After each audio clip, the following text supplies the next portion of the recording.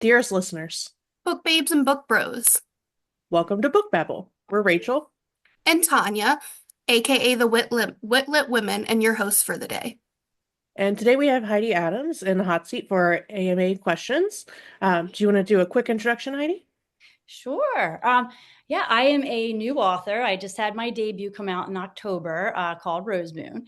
I have been married for a long time with three beautiful kids, and I couldn't be happier with my family life. And I live outside of Philadelphia, about 45 minutes in a suburb. I'm Pennsylvania native.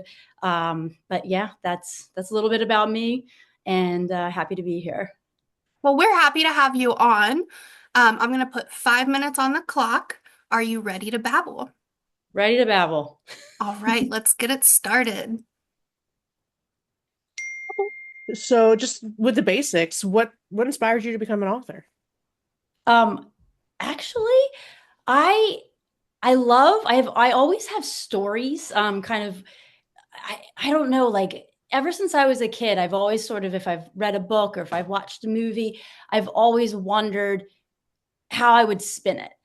So like any kind of emotion, any kind of, feeling from a song or a book or a movie, I've always kind of wanted to put my own take on the story. And that's, I think, when I noticed I wanted to tell stories because it's like, what if I put this ending here? And so I wanted to kind of write the stories that I wanted to read. And I think that came out of me at a really young age. So I think that's what started the whole process.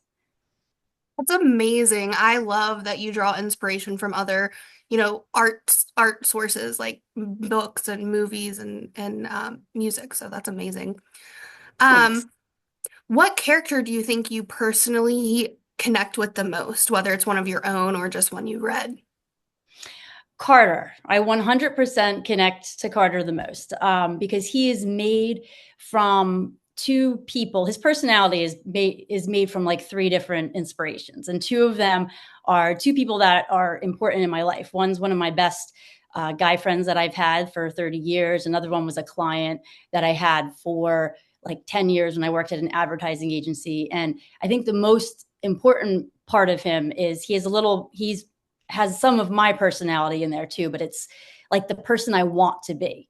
So it's like, sometimes I'm like, oh, maybe I can act like Carter, but he's like, if I'm writing a situation, I'm like, why, like, how would I want to react in this situation? It's like the me that I wish I was in him. So I really connect to him in that way. And then Ella, you'll get to learn more about Ella, but I was on the USA Taekwondo team for several years back in the day. So she has that side of me, like that fighting warrior side of me. So I connect to her as well. So that's fun to flesh out.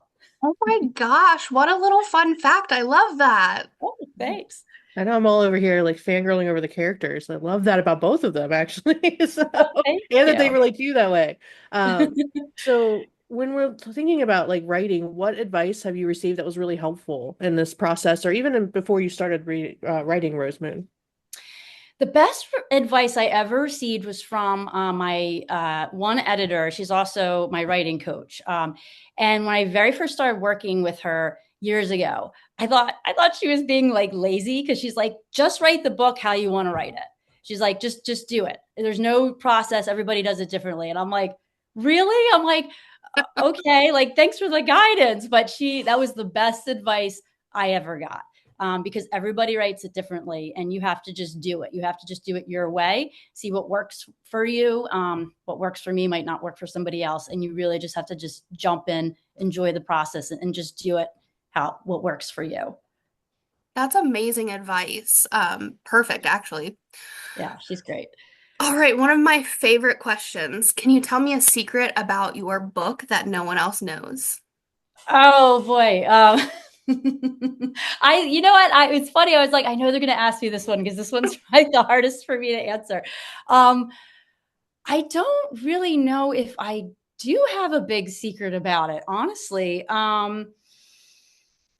All of my secrets about my book are really they have a lot of spoilers to where the story's going, so I can't really share too much about big secrets like big bombs that will be dropping in later books in the series. But a lot of my books, I guess this is a little secret to those who aren't beta readers.